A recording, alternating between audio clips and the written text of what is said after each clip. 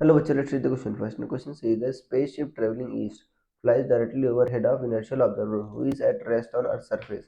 Speed of spaceship can be found from relation 1 minus v square by c square equal to 1 by 2. Navigator of spaceship observes neon sign on storefront. If he measures speed of light emitted from sign as he approaches the sign, what will he obtain? 1.5 10 power 8 meter per second, 3 10 power 8 meter per second, 1.8 10 power 8 metre per second, fourth is 2.8 in 10 power 8 metre per second. तो students से पहले आपको समझना होगा की concept क्या use हो रहा है इस केस में। तो की concept is theory of relativity. Theory of relativity. अब थ्योरी ऑफ रिलेटिविटी क्या कहती है बच्चों कि स्पीड ऑफ, ठीक है ना, speed of light in every frame is same, ठीक है ना।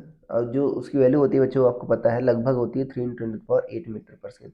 तो ये किसी भी फ्रेम में सेम होती है बच्चों। फॉर एग्जांपल अगर ये नहीं है, अगर मान लो एक आपने रॉकेट ले लिया, ठीक है ना, ओके, मान लो रॉकेट जो है आपका स्पीड ऑफ लाइट से चल रहा है 3 × 10⁸।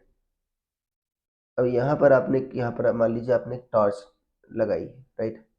टॉर्च से लाइट निकल रही है।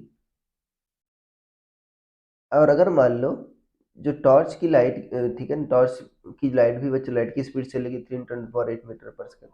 तो ऐसा नहीं होगा कि दोनों की स्पीड जुड़ जाएगी 6 × 10⁸ मीटर पर सेकेंड हो जाएगी, ऐसा नहीं होगा बच्चों। क्योंकि आपको पता है कि अगर मान लो कोई बॉडी अगर हायर स्पीड से मूव करती है तो उसके लिए टाइम स्लो बच्चों बीतता है, उसको टाइम डायलेशन कहते हैं, राइट। तो जो स्पीड होगी बच्चों किसी भी फ्रेम में, इस फ्रेम में भी जो स्पीड होगी बच्चों वो 3 × 10⁸ मीटर पर सेकेंड है, क्योंकि इसके लिए टाइम आपका रेस्ट में हो जाएगा, टाइम आपका बच्चों बीतेगा ही नहीं, राइट। तो ये जो स्पीड होगी बच्चों 3 × 10⁸ मीटर पर सेकेंड ही होगी स्पीड ऑफ लाइट किसी भी फ्रेम से मेजर करें हम। तो आपका ऑप्शन बी सही हो जाएगा, बाकी सारे गलत हो जाएंगे। So I hope you understood it well. Best of luck.